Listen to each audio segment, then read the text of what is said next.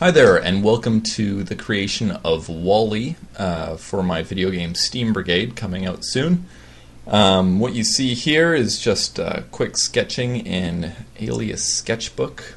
I know Wally's a squirrely dude, that's a role he plays in the video game, so focused on big eyes, maybe bony structure, kind of Steve Buscemi meets Gollum, it seems. I flipped the drawing back and forth just to get a fresh take on it. I realize my brain kind of, acts weird when I only see it from one view. So switching it really helps me with any inconsistencies from one side to the other. Yeah, you can see I go in over the sketch with blue just to reaffirm the shapes that I'm working with. Just really try to figure out how this guy is constructed. Just do quick temporary shadows. Bring it into Photoshop here from Alias Sketchbook. Didn't like the hat up top, so I lowered it down.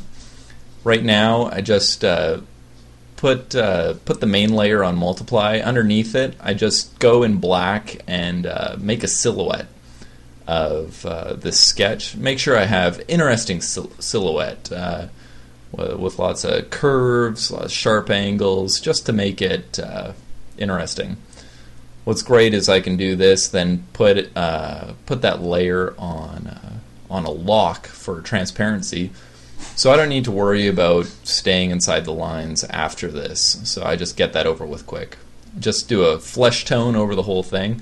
Then I just go in and block in the colors that I want to be a part of everything. So I'm not really going for any specific color right now, just really differentiating the areas on the character.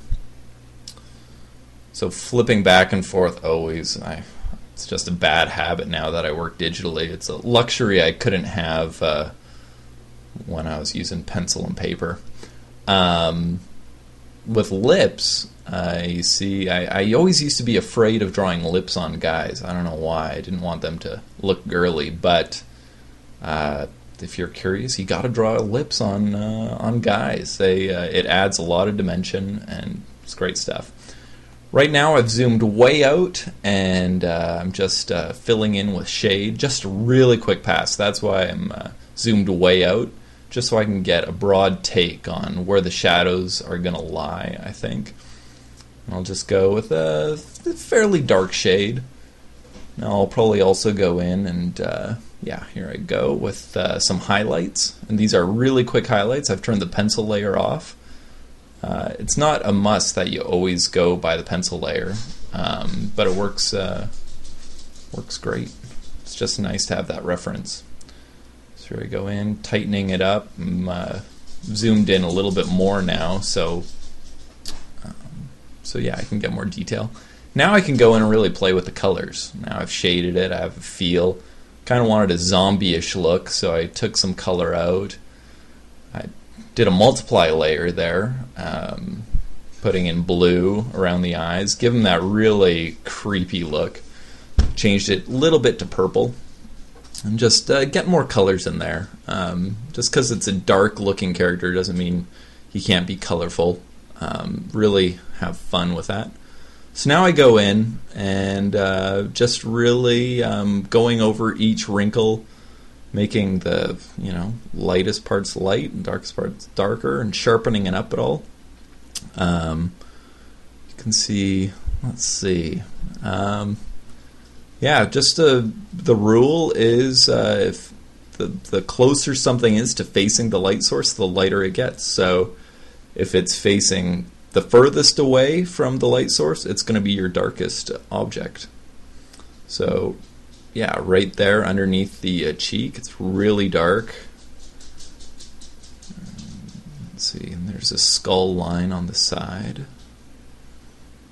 So yeah, just pushing those lips out, adding shade around it, really adds dimension to the drawing.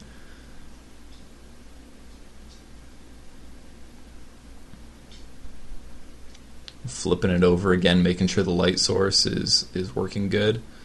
shaded underneath that or on that eyebrow. Just things you see that you don't when you're locked into one view. So now get some dimension to the eyes. Don't be afraid to really put contrast in the eyes. Everyone sees eyes, they're white, they're the first thing a person sees in a drawing for the most part.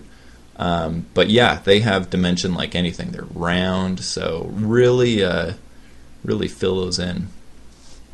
I like adding a lot of details to my eyes lately, and I don't know, I might have gotten a little bit carried away here, but yeah, just adding subtle things that make it really interesting. I use a quick burn tool there, something I don't usually do, but I don't know, it serves its purpose well for quick little things.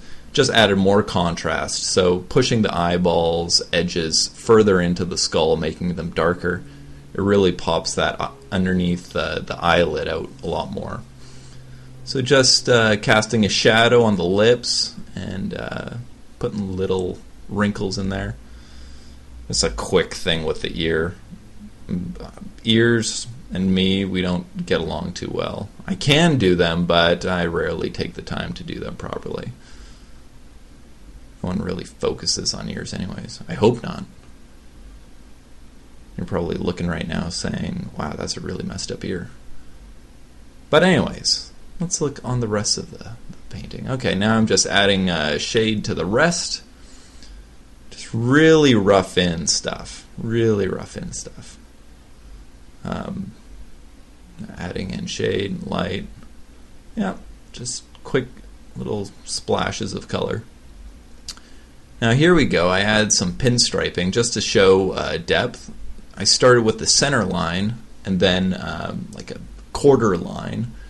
So that way I can just, do the contour, and it's easy to see for filling in between those lines, if that made any sense.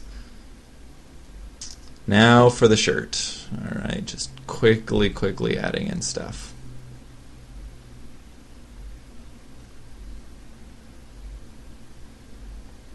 I turned off the line drawing. You can see right now I've added enough details that I really don't need the line drawing anymore. I can kind of do away with that, which is good. Line drawing's really fun, and I do it. I leave it on in some of my paintings, but preferably I like to leave it off. It gives a nice, painterly feel. I mean, it's all painted, so I guess that's the only feel it could give. So adding buttons, little shadows, highlights on there. Just anything to add just a little bit more dimension. This guy's coming along pretty good. There's some weird fills in there, so I went in and filled it. Okay, now I'm just adding another multiply layer and deleted the eyes so they stand out a little bit more too. And now this is the last thing I do. I add a reflected light, and reflected light is amazing. I find it just pops your character out even more. I mean, before it was just shadows and that with no details at all, but with reflected light I can do that, so I recommend it very well. Anyways, that about wraps it up, and Wally is done, so there you go.